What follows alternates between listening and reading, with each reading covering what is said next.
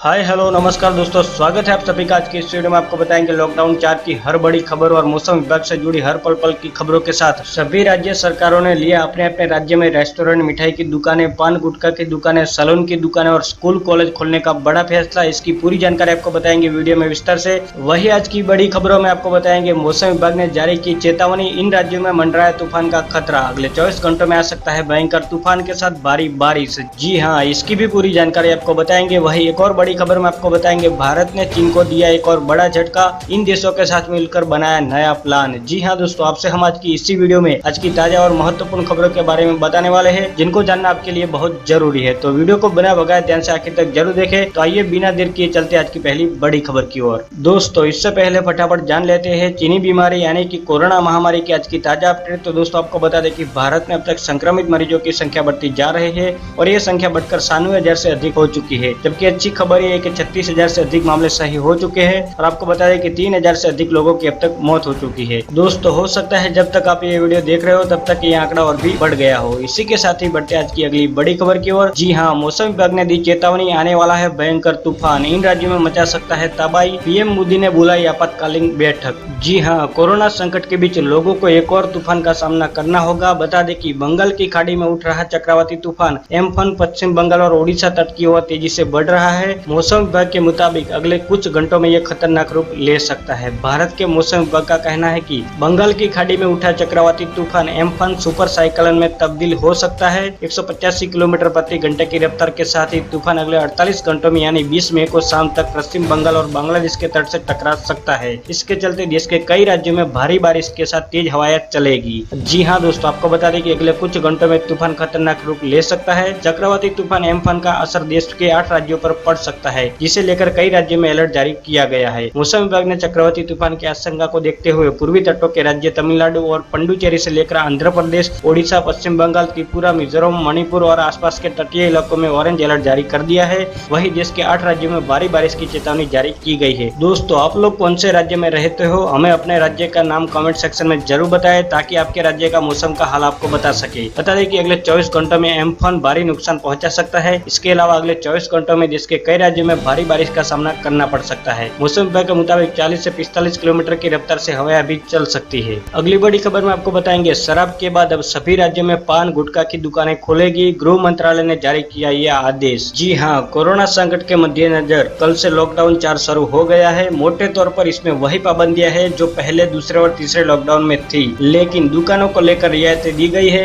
राज्यों को अधिकार दिया गया है कि वो कंटेनमेंट जोन के बाहर ये तय कर सकते हैं कि कौन सी दुकानें खुलेगी और कौन सी बंद रहेगी। जी हाँ दोस्तों, आपको बता दें कि लॉकडाउन 4 में ऐसी कई चीजें हैं जो खुल सकेंगी। होम डिलीवरी के लिए रेस्टोरेंट खुल जाएंगे, पान और बीड़ी सिगरेट की दुकानें खुल जाएगी, लेकिन सार्वजनिक स्थानों पर स्मोकिंग की इजाजत नहीं होगी। दुकानों में सोशल डिस्टेंसिंग का पालन किया जाएगा और एक दुकान में एक बार 5 से ज्यादा लोग नहीं रहेंगे। बता दें कि मिठाई की दुकान हो या नाई की दुकान, उन्हें खोलने पर फैसला राज्य के ऊपर छोड़ दिया गया है। गृह मंत्रालय के निर्देशों पर राज्य मंथन करेंगे और फिर फैसला करेंगे कि कौन सी दुकानें खुलेगी और कौन सी बंद रहेगी। अगली बड़ी खबर में आपको बताएंगे तूफान के खतरे को देखते हुए पीएम मोदी ने बुलाई आपातकालीन बैठक, दिए ये निर्देश। जी हाँ, बंगाल की खाड़ी में उठा चक्रवात एम्फन अब सुपर साइक्लोन में बदल चुका है और तेज रफ्तार से पश्चिम बंगाल और ओडिशा की तरफ बढ़ रहा है। ये भयंकर तूफान बुधवार को तट से टकराने का अनुमान है। इस तूफान के कारण इन 2 राज्यों में भारी तबाही की आशंका है। ऐसे में चक्रवात एम्फन से निपटने की तैयारियों को लेकर प्रधानमंत्री नरेंद्र मोदी ने कल एक उच्च स्तरीय बैठक बुलाई थी। जी हाँ दोस्तों, आपको बता दें कि बैठक के बाद पीएम मोदी ने ट्वीट कर बताया कि चक्रवात एम्फन के कारण पैदा हुए हालात से निपटने की तैयारियों की समीक्षा की गई है। इस दौरान इससे निपटने के लिए विभिन्न उपायों और लोगों को सुरक्षित स्थानों पर पहुंचाने की योजना पर भी चर्चा हुई। मैं सबकी सुरक्षा के लिए प्रार्थना करता हूं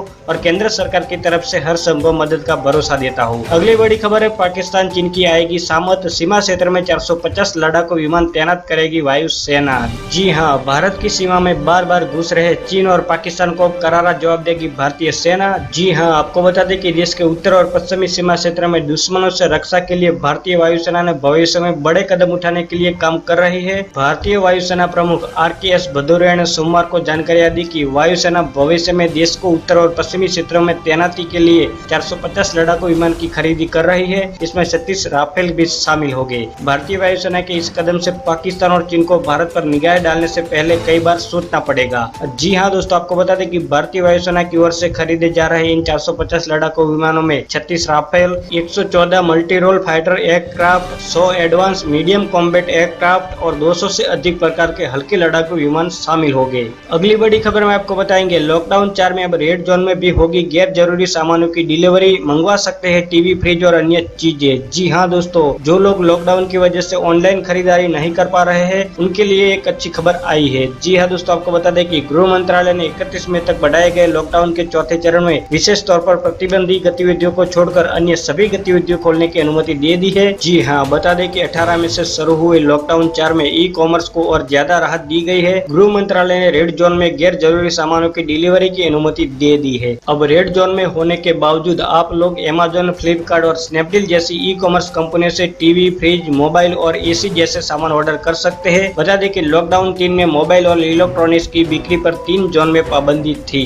अगली बड़ी खबर में आपको बताएंगे, कोरोना महामारी फैलने वाले चीन को भारत ने दिया एक और बड़ा झटका, दुनिया भर के 62 देश आए एक साथ। जी हाँ, विश्व स्वास्थ्य संगठन WHO की मंगलवार से वार्षिक बैठक शुरू होने जा रही है। इस बैठक में कोरोना वायरस की महामारी का मुद्दा आना स्वाभाविक है। कोरोना वायरस को लेकर दुनिया भर के कई देश चीन की भूमिका को संदिग्ध मान रहे हैं। कोरोना वायरस की महामारी और चीन की भूमिका को लेकर भारत अब तक चुप था, लेकिन ये चुप्पी अब टूटती दिख रही है। सबसे पहले केंद्रीय परिवहन और सड़क निर्माण मंत्री नितिन गडकरी ने कहा कि ये वायरस प्राकृतिक नहीं है और इसे लैब में तैयार किया गया है। जी हाँ दोस्तों, आपको बता दें कि नितिन गडकरी ने यह बयान दिया तो ऐसा लग रहा था कि ये उनकी निजी राय होगी और भारत सरकार उनसे सहमत नहीं होगी, लेकिन WHO की बैठक के लिए ड्राफ्ट प्रस्ताव के अनुसार भारत ने उस जांच का समर्थन किया है जिसमें पता करना है कि कोरोना वायरस जानवरों से इंसान में कैसे आया और WHO की इस महामारी को लेकर भूमिका कितनी निष्पक्ष रही। भारत अब चीन के काले करतूतों को उजागर करने के लिए आगे आ गया है। बता दें कि इससे पहले यूरोप और ऑस्ट्रेलिया की तरफ से इस तरह की जांच की मांग उठती रही।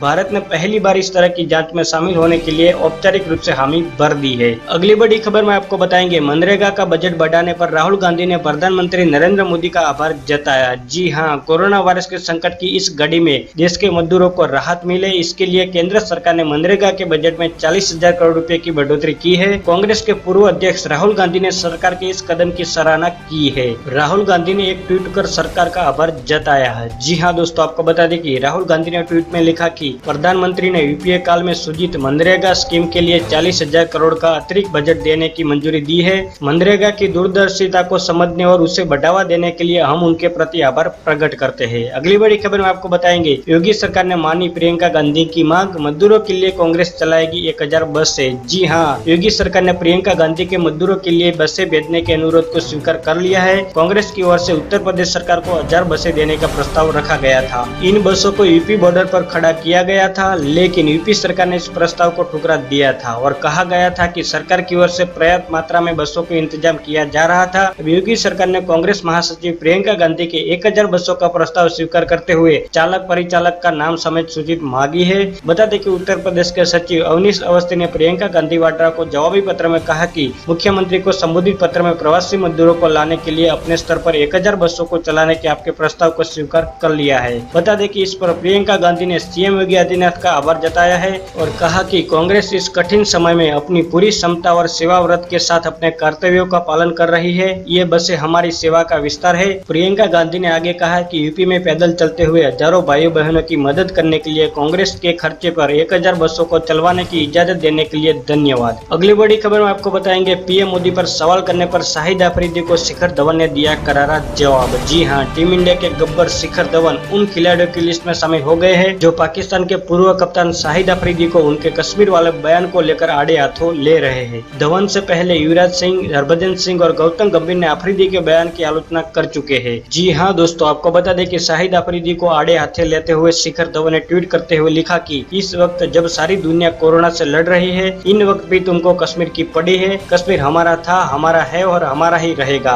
चाहे 22 करोड़ ले आओ, हमारा 1.25 लाख के बराबर है। बाकी गिनती अपने आप कर लेना। अगली बड़ी खबर है, गुजरात में खुल सकेंगे पान पार्लर, रेस्टोरेंट, सैलून और ब्यूटी पार्लर। कंटेनमेंट जोन में जारी रहेगा प्रतिबंध। जी हाँ, देश में बढ़ते कोरोना वायरस संक्रमण के मामले को देखते हुए केंद्र सरकार ने लॉकडाउन को 31 मई तक बढ़ा दिया है। केंद्र सरकार ने लॉकडाउन के इस चौथे चरण के लिए कुछ अधिकार राज्यों को भी दिए हैं। इसके तहत गुजरात के मुख्यमंत्री विजय रूपाणी ने सोमवार को राज्य में लॉकडाउन 4 के दौरान पाबंदी और ढील के संबंध में ऐलान किए थे। जी हाँ दोस्तों, आपको बता दें कि मुख्यमंत्री विजय रूपाणी ने कहा कि राज्य में कंटेनमेंट जोन और नॉन कंटेनमेंट जोन जारी रहेंगे। कंटेनमेंट जोन में सिर्फ जरूरी सेवाओं की अनुमति होगी। सीएम रूपाणी ने आगे कहा कि लॉकडाउन 4 में गुजरात में स्कूल, शॉपिंग मॉल, जिम और स्विमिंग पूल बंद रहेंगे। मुख्यमंत्री ने कहा, कंटेनमेंट जोन को छोड़कर अन्य इलाकों में पान मसाले की दुकानें, ब्यूटी पार्लर और सैलून की भी दुकानें खोलने की इजाजत दी जा रही है। इनमें सोशल डिस्टेंसिंग का पालन जरूर करना होगा। दोस्तों, आपको हमारी ये जानकारी अच्छी लगी है तो हमें अपनी राय कमेंट सेक्शन में जरूर बताएं और वीडियो अच्छा लगे तो लाइक करो, ज्यादा से ज्यादा शेयर कीजिए अपने दोस्तों के साथ फेसबुक और व्हाट्सएप पर। अगर आप हमारे चैनल पर पहली बार आए तो चैनल को सब्सक्राइब करके बेल आइकन जरूर दबा दीजिएगा, ताकि आप और हम आपस में जुड़े रहेंगे और रोजाना एक दूसरे के साथ काम की खबरें शेयर कर पाएंगे। बस अभी इतना ही।